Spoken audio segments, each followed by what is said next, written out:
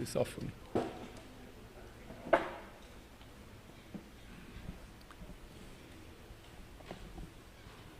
Jai.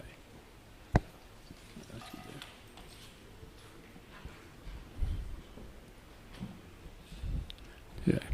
Om Jnana Timirandhasya Jnananjana Shalakaya Chakshurunmilitam Yena Tasmai Shri Gurave Namaha Vanchakalpatarubhyascha Kripasindubhyevacha Patitanam Pavanebhya Vaishnavebhya Namo Namaha. Jai. Anantakoti Vaishnava Vrinda ki Jai. Shri Shri Radha Kalasanji ki Jai. Shri Gaura Bhakta Vrinda ki Jai. So this is a little embarrassing. I had planned that I would just speak about this online through WhatsApp, but my authorities and others of my comrades, you might say, or partners in crime, felt that we should actually do a live program like this and record it on YouTube and have people come on Zoom also and ask any questions they would want to. And I'm sure all of you are as surprised as I am about this program, in a sense that I hadn't figured that this is how things will happen, but the way they're happening is actually correct. I just want to give you a little bit of a history so you understand what has happened and what has brought it to the situation it is in now. When I first came to the US, I was actually asked to come to the US against my will, actually. I was told that I would not be Gurudev's disciple if I didn't come. And I was given that straight, and Mother Manjuwali, I remember, argued with him, and she chased him out of his room. He chased her out of the room.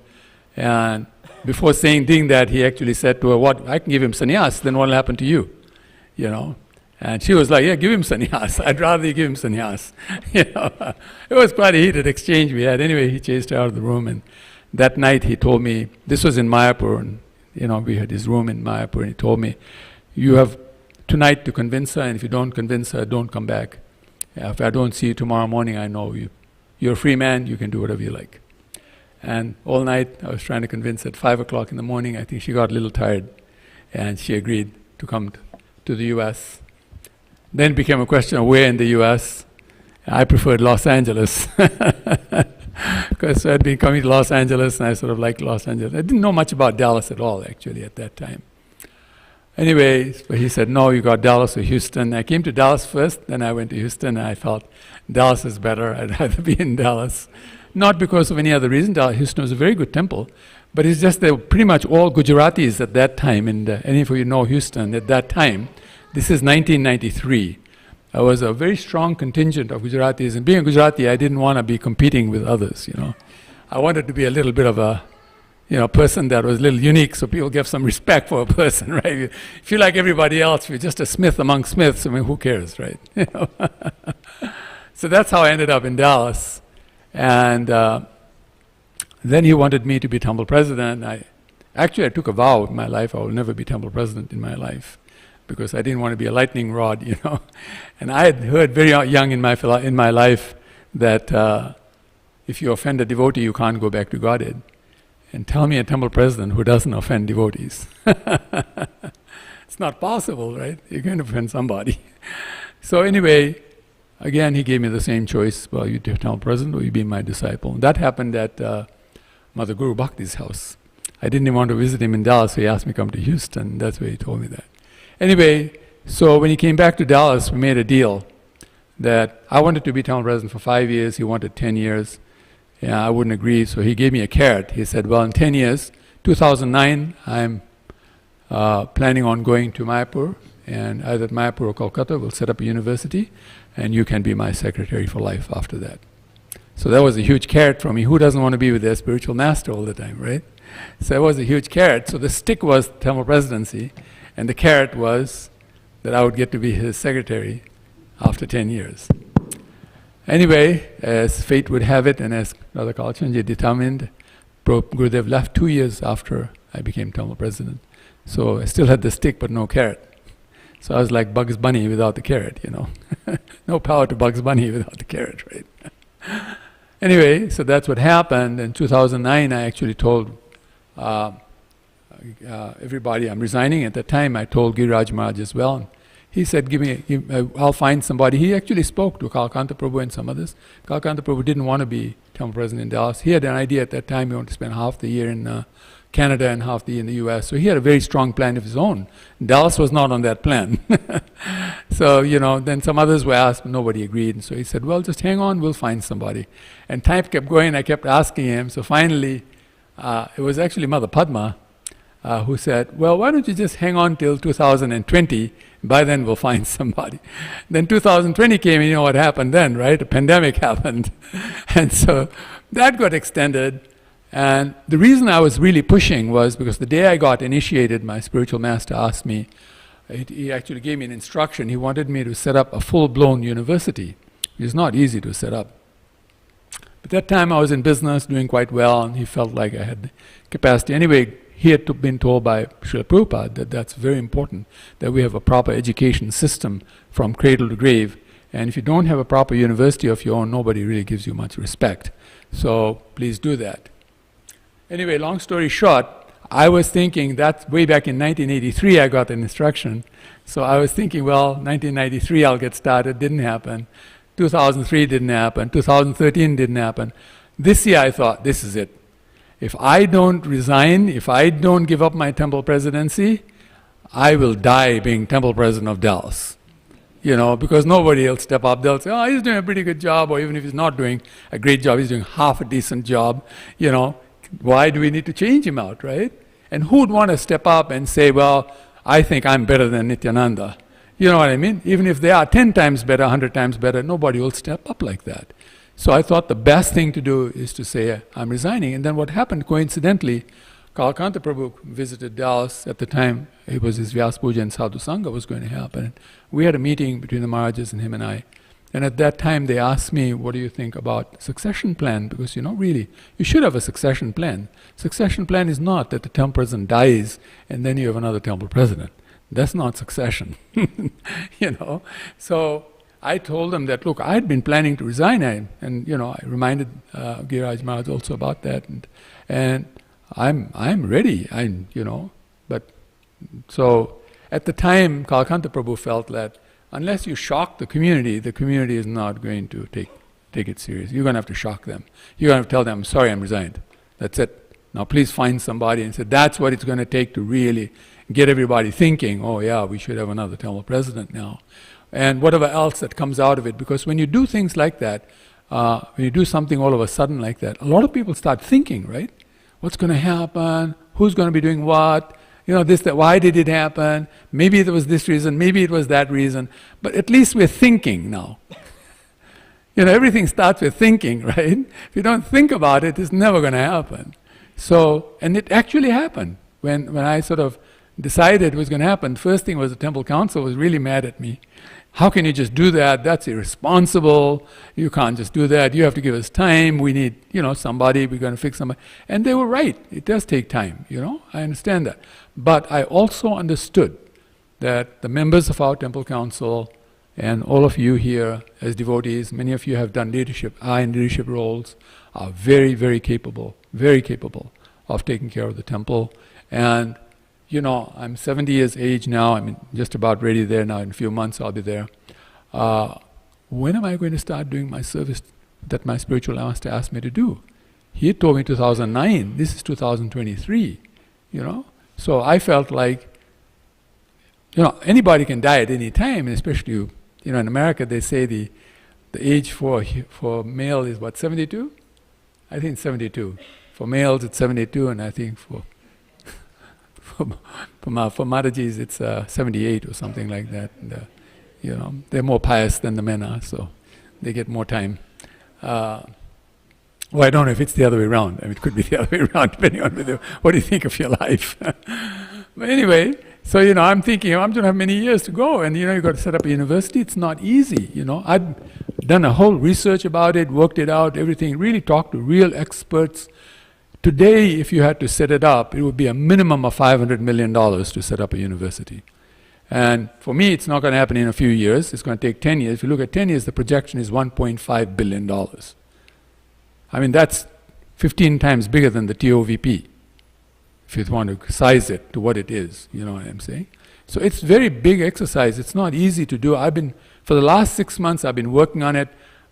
Devotees like Nanda Braj Prabhu have come to my home and seen stacks and stacks and stacks of notebooks, making notes and talking to people. He's seen some of the programs I've actually gone on, right, to hear people. And these people are really good.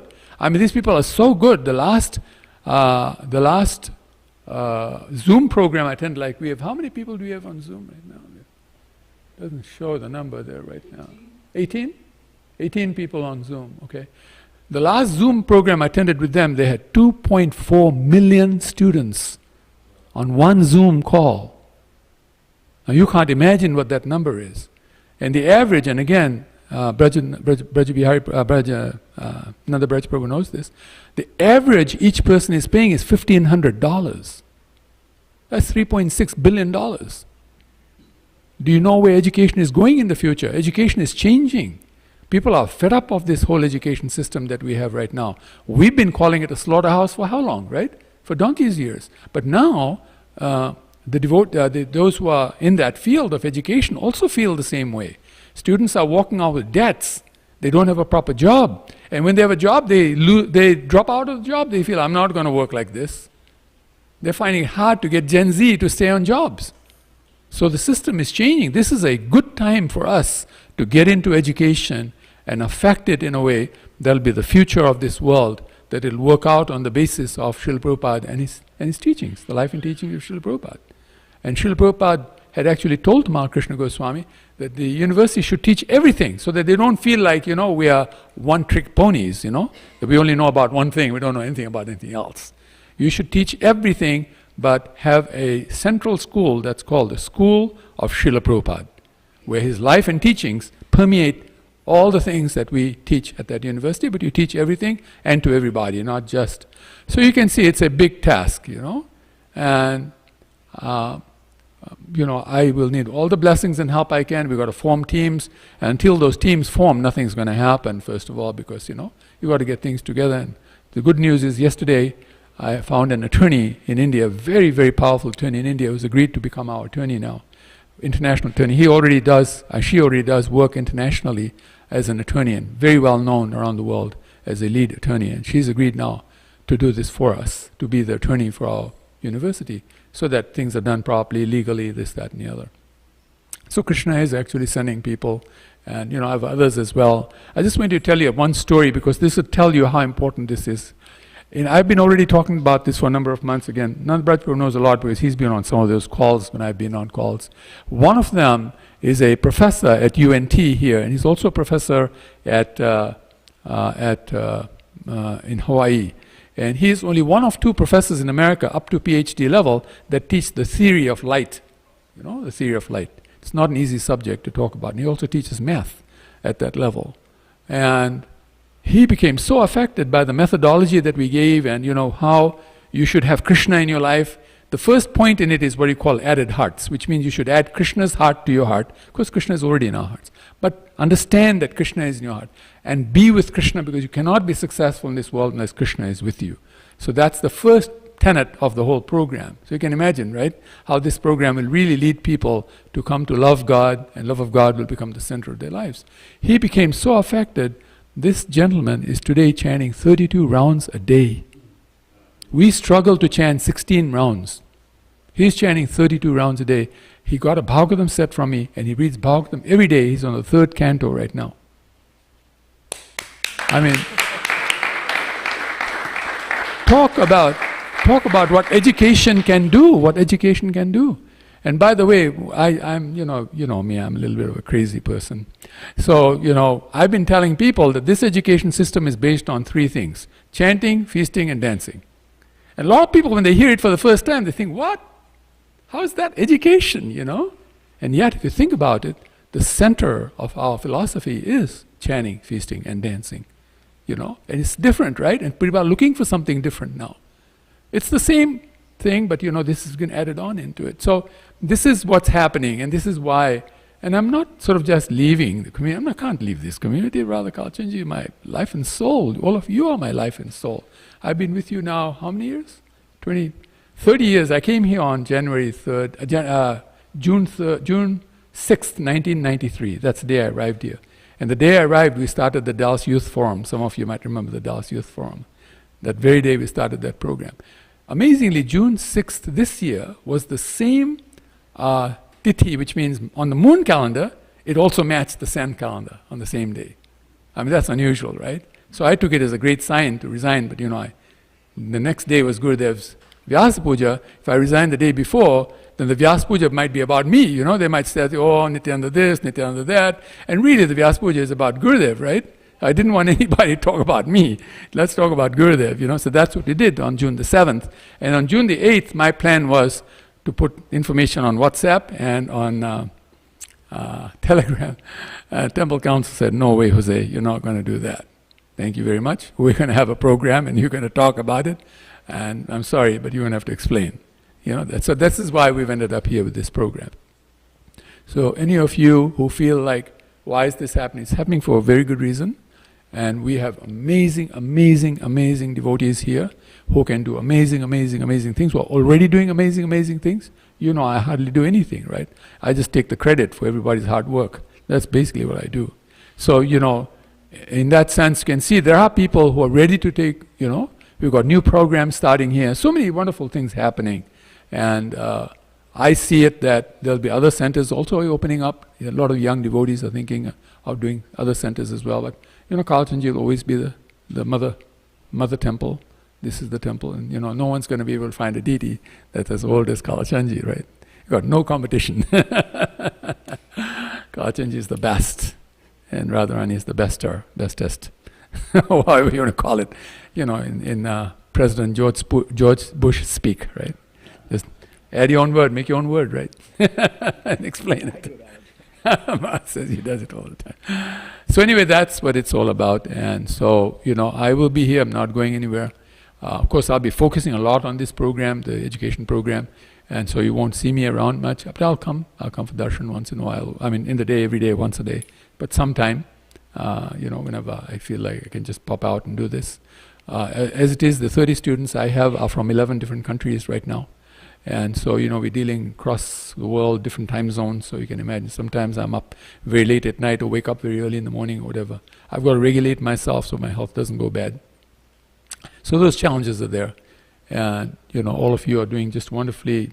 All I can say is I am blessed to be amongst you all. I'm really honored to have served you in any way, and I will continue to serve you in any way you deem me. I'm serving at your lotus feet. You can just order me and tell me.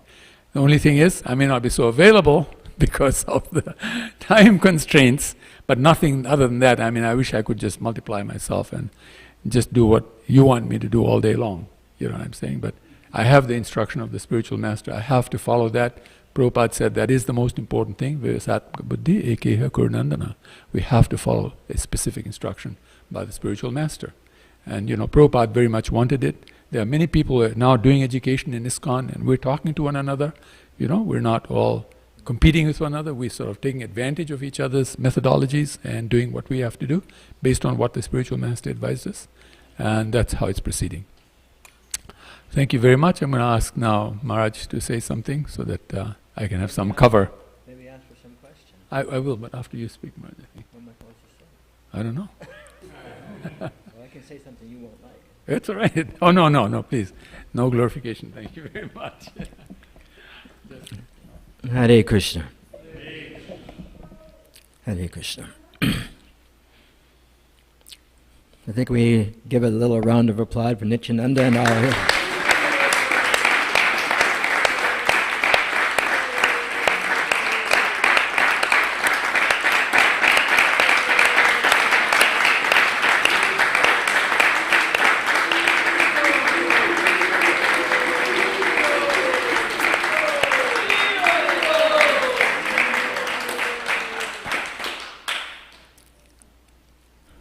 That was just the first one.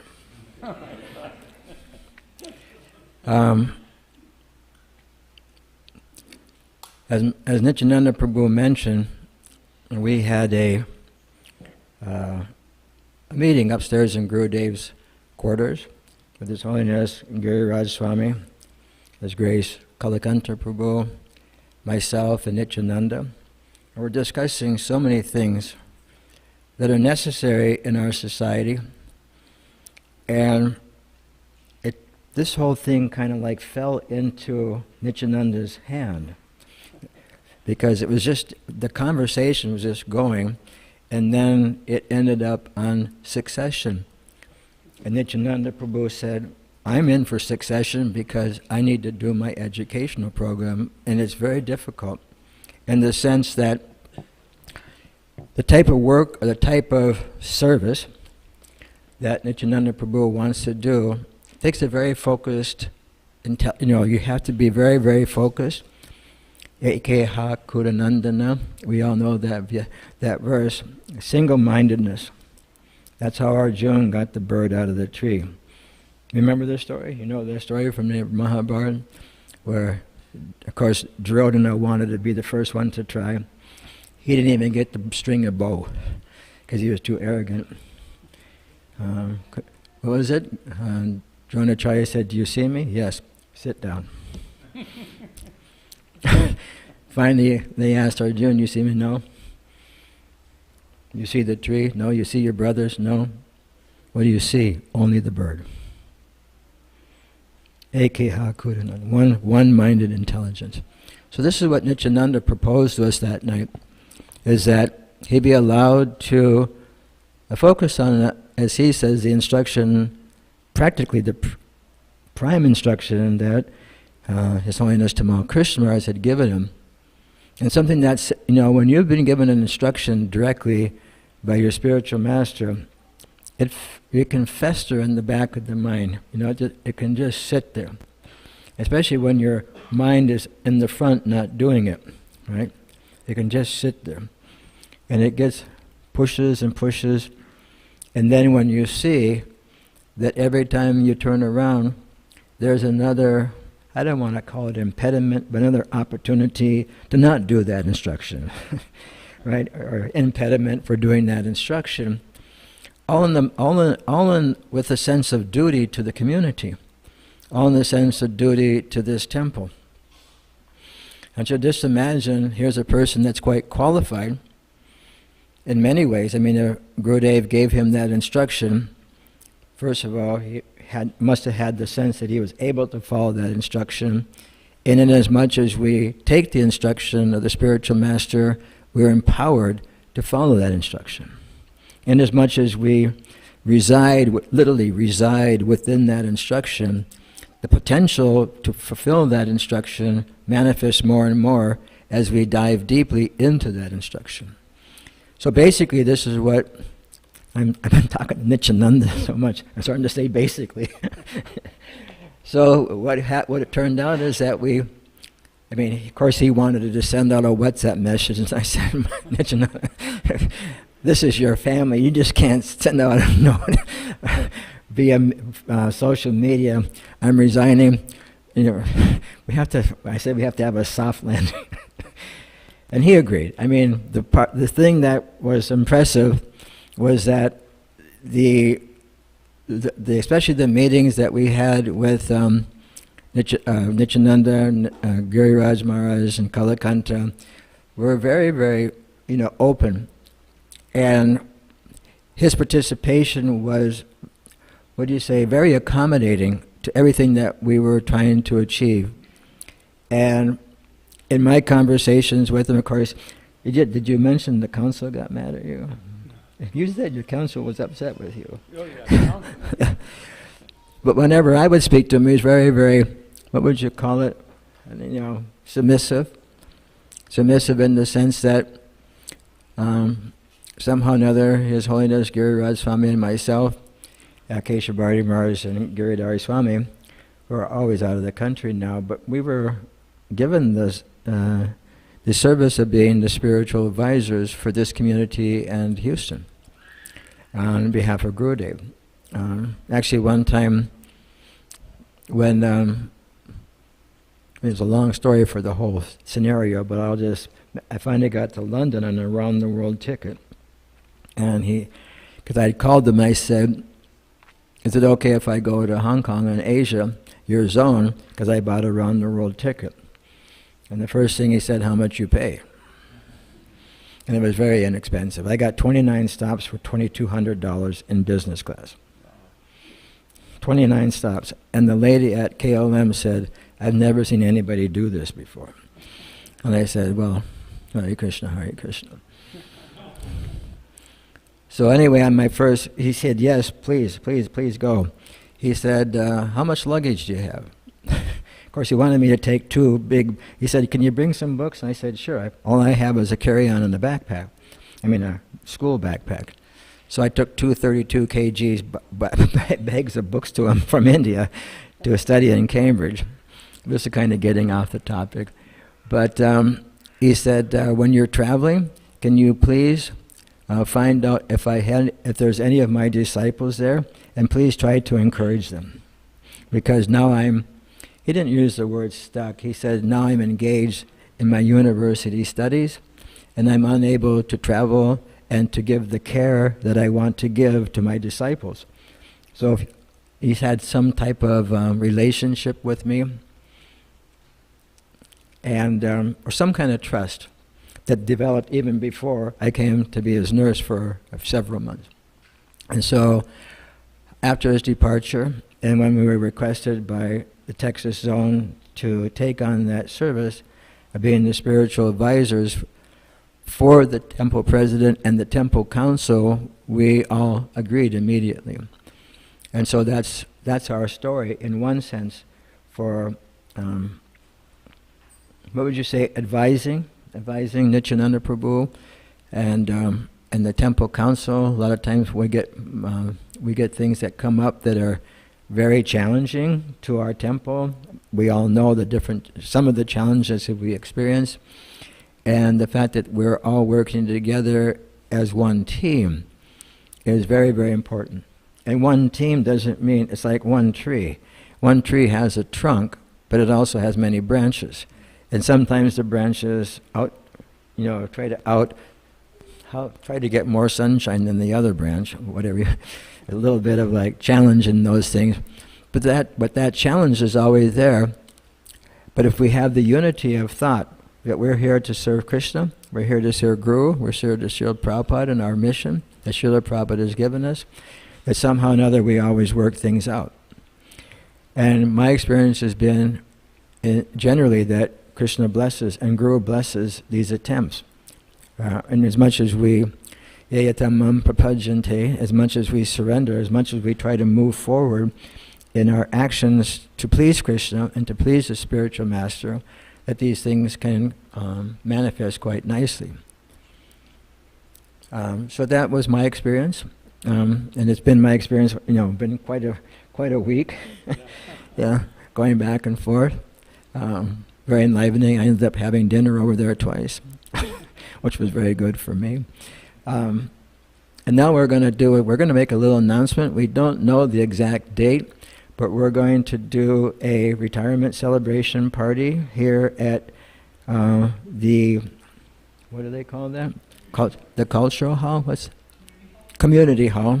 And we'll all get a chance to express our appreciation of Nityananda Prabhu. This is something that he didn't want. This was the last thing he wanted. But he's going to do it. And so we'll all have a chance. Agreed? What can I do? You got my hands cuffed. Yeah.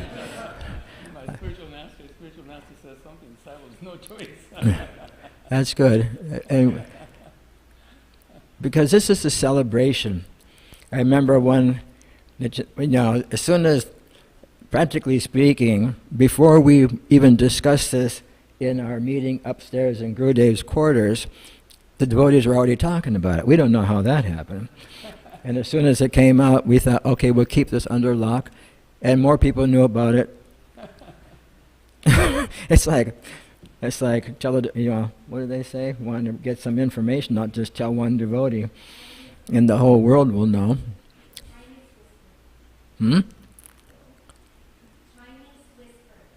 Chinese whisper. Tiny whisper, yeah, tiny whisper, okay. So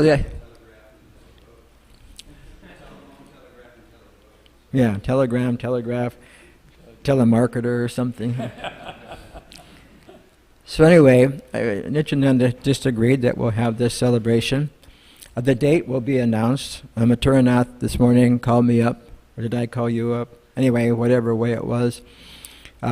He said we really have to have this celebration. The council really wants to have this celebration.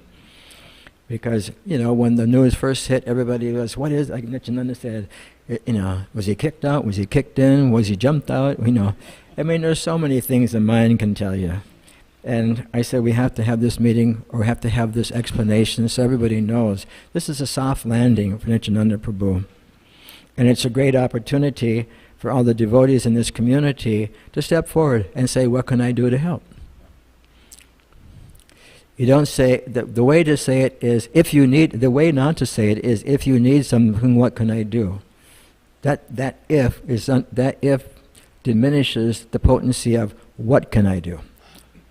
If you say, if you need anything, well, that means you're really not that eager. But if you say, what can I do to help, help this community move forward? That means you're taking responsibility on yourself to help this community move forward with the decisions that the leadership has decided to do. In other words, they've accepted Nityananda Prabhu's, we try to change it to retirement, but then somebody says devotees don't retire, they just change services. And so we decided the resignation is okay. And so this is what we're doing. And we will have that celebration in Mathuranath, and Mathuranath and the Temple Council will make an. Of course, I'll put that out on the program. And you're not allowed to be out of town that day. Yeah. You can't say I have an outside preaching engagement. Yeah. So that's all I really have to say. That it's amenable. It was. Is that the right how to say that word? Yeah. Amenable. No, in other words, everything was done in good health, good spirits. It was very. Yeah. I say things backwards. Amicable. Amicable. Yeah. Yeah. British and American say it a little different. Yeah. And North Dakotan say it even different than that. So yes, please, everyone, approach the Temple Council, approach each other. What can we do as a team to make this really work? And really, really, as Nityananda always says in his, what would you say, effervescent descriptions of everything that's happening, that the community will flourish and it'll prosper, it'll explode. I don't remember all the words he uses. Some of the devotees, we all know how it goes. And yes, please be a participant. And if some people want to say this happened and that happened, this is what really happened. And if you want to know what really happened, this is what really happened. And if somebody wants to contradict that, that's it. Yeah, contradict that, and tell them to come and see me. And I got Ratish, I got Nishingarupa, and we'll lay it straight. We'll lay it straight.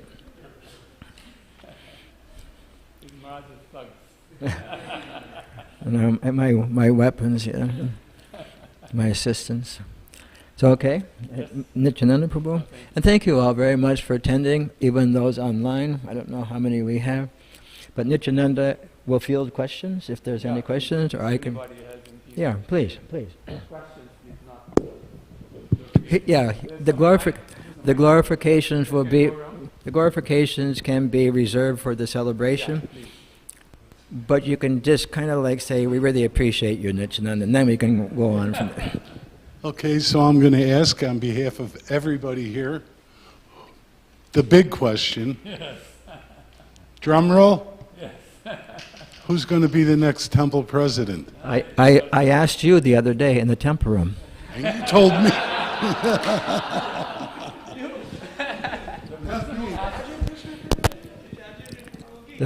He was the first one that asked me, and I said, the job is open, please take it up. TBA, to be announced. It's a search that's being done by what do you call it? We're research? Yes. We're researching. Nityananda Prabhu is part of that decision-making progress. He's still technically he's kind of still part of the council, and the council will take applications or, just put everybody's name on the board and throw a dart, and wherever it lands, that's who the temple president. And we're going to have Sam's name up there too. We're going to have Atul's name up there. We're going to have Raitika's name up there. And we take bribes to take the names. Yeah, so that's what's going to happen. The big question is TBA, to be announced. And they will be trained up by the council and by Nityananda Prabhu. He's agreed to give full training. We have different temple presidents around America that are very successful in what they're doing, and from the ones that we've contacted, they're very appreciative, are very willing and ready and willing to give whatever guidance they need to the new person that takes charge. And with all your blessings and all your support, and all you asking, what can I do to make your new presidency successful, I'm willing to do, that will make it work. That's the answer to the question. Thank you very much. Is that okay? That's perfect. Yeah. Are you ready to do it, Arjun? Are you ready to be the temple president? Should we put your name on the list? No, my Guru Maharaj told me not to get involved in politics. This isn't politics, this is management. Politics is that. Politics, management, politics. No. All of that stuff. No. All of that stuff. I can send you an article written by His Grace Burjan Prabhu that describes management versus politics, and you will be defeated within that article. Please. Nonetheless, that was my instruction. Yeah. Yes, and so I'm giving you instruction that management isn't politics. That's what we need. Okay, we're not going to harass. One of the things was when we spoke to the temple council, we agreed that I will be around with the, in the sense, continue to be the official temple president until the end of August, just so that it doesn't look like there's no temple president, it's like that. Because sometimes temple president needs to sign on certain documents, this, that, and the other. But I told them yes on one condition, that I'm not the decision maker though. You guys make the decision, you're very capable, you please make the decision and you tell me and I'll just sign on the dotted line. That's basically what it is. Of course, hoping that it's nothing controversial that I have to sign. Not that I think it'll happen, that's not going to happen. But the point is that that's how we're doing it. So, and then it also puts a little bit of a, you might say, a pressure to find somebody quickly. That way, so that it sort of, it makes people think, okay, let's find somebody. Let's really get somebody here so that, we have the right person and everybody's happy and we're off on our merry way again, type stuff. Thank you.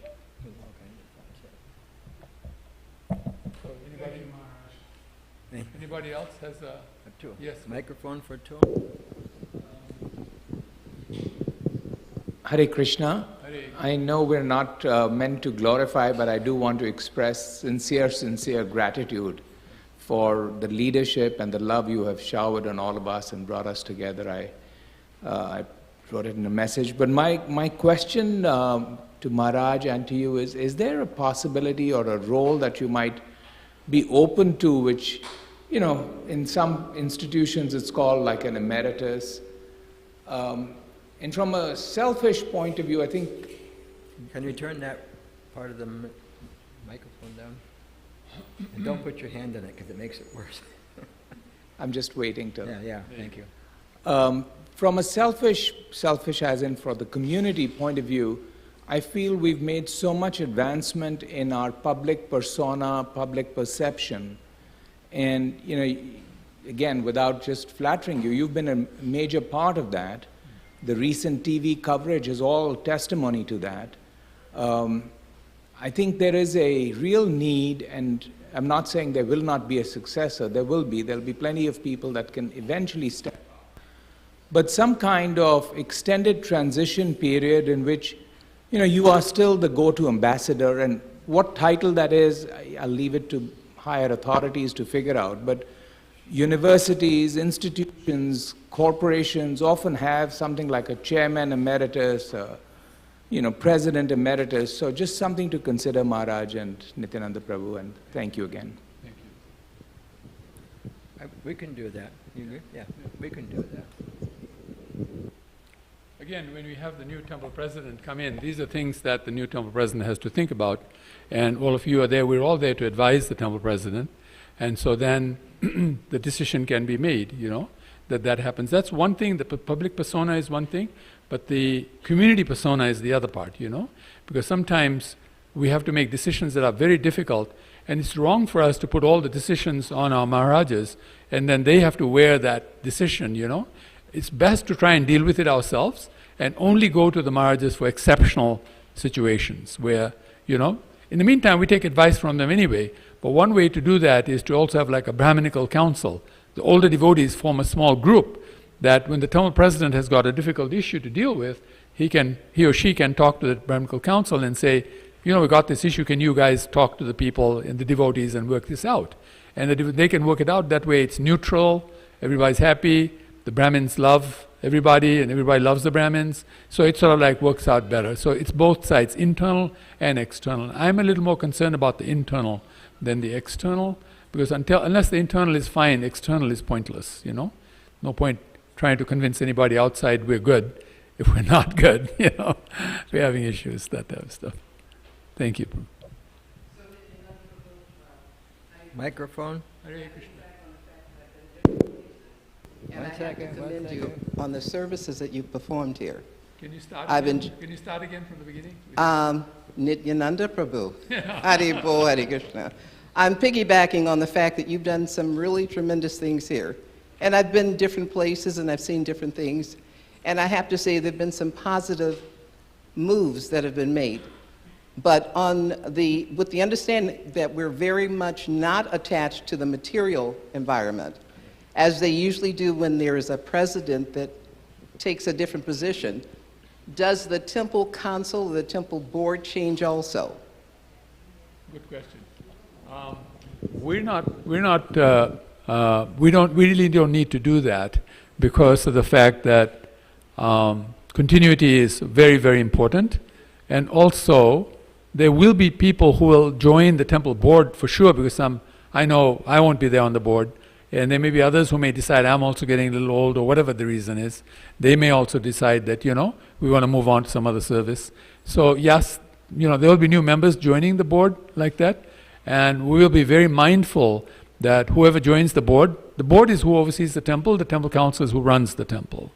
And so, and same with the temple council. People join the temple council. Now is the opportunity for us to talk about it and make it happen in a way that people feel like we've got a board and a temple council that we know, like, and trust. They say these are the three words they use. They know, like, and trust. So that then things work more collegially amongst the community members, right? So these are issues that are going to be traversed. And as you know, Nrsimharupa Prabhu was sitting. Oh yes, because you're sitting there. I thought, where do you go? I said, yeah. He's doing this program that I think you're part of as well, called Appreciative Inquiry, and in that, these type of issues are actually being looked at. We have a group that's headed by Dharma Prabhu that looks after leadership. What's the other words for it? Leadership, and then mentorship. Something else is another word, I think. Succession, yeah. So those things are, and I think anybody who has any interest in any of these things should join the group. Please, Nrsimharupa Prabhu is going to be, we're going to be a Sunday program where we're going to talk about how far each group has gotten, and then we'll be asking all of you and the congregation, if you'd like to join the group, if you have any interest in these issues, please join the group and then help us come up with the best possible improvements that'll make our community go next level, like that. That's the idea behind it. And so yes, very much. So thank you very much, yes. There's lots of room for improvement. There's no two ways about it. And I think in Kali Yuga, there'll always be lots of room for improvement. It's just the nature of Kali Yuga, the differences of opinion, and we tend to become so focused on the differences, we forget the similarities, that we have. And it happens to all of us, by the way. I'm not talking about you or me. I'm talking about all of us. It happens to everyone, So that'll be happening, yes. Thank you very much, bro. Very good point. Anybody else? Anything? Yes, Jeremy Prabhu. Where's the mic? Oh, good. There you go. Hare Krishna. Hare Krishna. So I have two questions. The first question is, during your presidency, what was some of the main responsibilities that you had? And then number two, how much time did you have to allocate towards your duties in this role? Right. Good, very good questions. First, in terms of the duties, the way Hare Krishna has developed is really interesting. The first set of temple presidents who came with Hare Krishna literally were known as the father of the community, the representative of the deities, the representative of Srila Prabhupada, and they were responsible for everything. You know, you had to just be responsible for everything. Make sure everything was working, and you were like everything, morning to evening, you know, 7 days a week. Then when we came in, we're like the second generation, you might say in some ways, although we're not. We're like a 1.5 generation. Sometimes they call us the lost generation, you know. We're sort of stuck in the middle somewhere. It's the Prabhupada disciples and the young devotees, the middle ones are like the lost generation. In fact, they're even called the lost generation. So we, the temple presidents who came in, became a quasi, we started becoming a little more professional. And so one thing that I did was, when I became temple president, I was asked to wait for 2 years because, you know, I was a new temple president, old community, and then sort of start becoming a little more assertive. But then my spiritual master left, I was told to wait another 4 years. And so, but I didn't wait another 4, I waited 3. But after that, what I did was, with the intelligence of some of our great devotees here, one of them was Dharma Prabhu. We sat in his house to try and talk about this, and we charted that we should have 15 vice presidents in Dallas, so that each department that we had a vice president, and that way each department was taken care of so nicely by that vice president, and given the autonomy to take care of it. The temple president's role was just to sort of like, you know, keep it cohesive, and other than that, do nothing else, you know. But it just turned out that 15 was not possible, but with his inspiration, I actually appointed 10 vice presidents. At that time we started with 10, it's not 10 now, it's about 8 now. But we started with 10, and then because it was 10, less than 15, I took the role, 2 roles. I took the role of PR, public relations, and the legal issues that had to be dealt with. And then of course as temple president, like the person who just, you know, is like the person who's like the glue that keeps it together. So if one vice president, another vice president have a little difficulty in terms of their services, we can work it out between one another. Then I gave them a lot of autonomy, and as a result now these vice presidents have become so capable, you know, of running. Any one of them can run this temple very nicely. That's how it worked out. Now the way it's going is a little different. The way it's going now is we formed a GBC college, and devotees who would like to take a role as a manager would need to go through that college and get certification, because now ISKCON wants to certify all their leaders, you know, and that includes even spiritual masters. You cannot become a spiritual master unless you have done Bhakti Sastri, Bhakti Vaibhav, and Bhakti Sarvabhaum, I think they call it now. You were early, you got grandfathered in. And you know, I was early, I got grandfathered in. But now you have to go through those degrees to become a spiritual master. You see what I'm saying? Which is good, right? I mean, you know, you get proper training, you get to learn what it is, and the ones who are spiritual masters can share their experience. That way what happens? Less accidents happen in terms of relationships and process, right? So, because you're such an intelligent person and you know in your university how these things are already prevalent, right? They already require these things. You cannot have a position at the university without those things. So similarly in ISKCON it's going to happen, but right now we're not all there yet. So some of the candidates we're thinking of, we know that they will also do the GBC college at some point. They're not required to, because right now the process is so much in its formative stage that we can't force every person to have gone through the certification process. But what does happen is, those who are certified and those of us who are grandfathered will consider whether they do have the qualifications without the certification.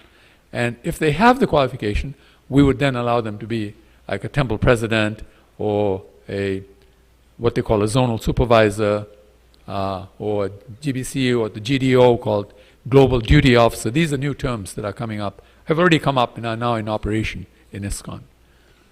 I hope that answers. Now, in terms of how many hours, well, my style was different. I was like just accessible. So I had very odd hours, really very odd hours. But we're hoping that the next temple president doesn't do it that way, has more sense than I had, and will structure the hours and say on Mondays from this time to this time I'll do this. And so what happens is they have time for the temple, they have time for their preaching, they have time for their, if the temple is not covering enough in terms of taking care of their livelihood, and most importantly, taking care of your family. We're now very, very concerned that families must be happy. If you don't have happy families, you're not going to have happy devotees. If you don't have happy devotees, you're not going to have happy deities. If you don't have happy deities, then game over. That's basically how it works. Thank you very much. Hare Krishna. Other points or questions? Anybody? Anything online, Sheikh Abdul? Oh yeah, online, can you ask those who are online? No questions, right?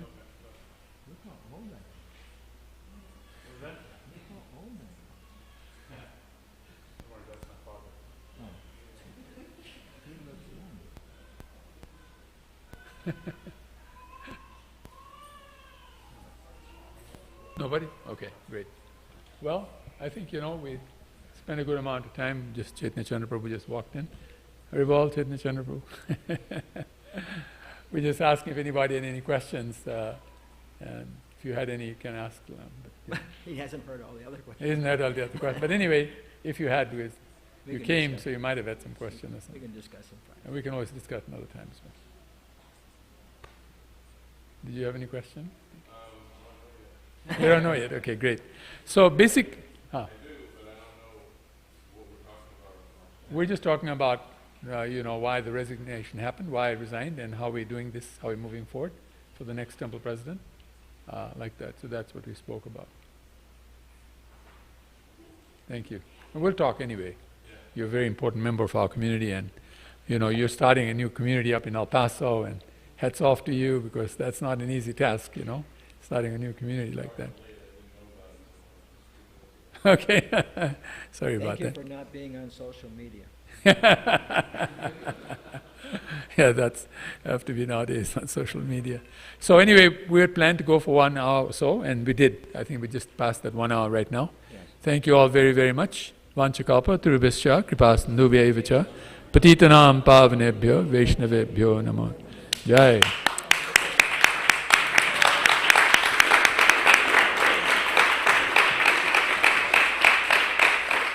Jai Vrittadhwaja Swami Maharaj ki Jai, Shri Shri Radha Kalachandji ki Jai, Shri Gaura Bhakta Vrinda ki Jai,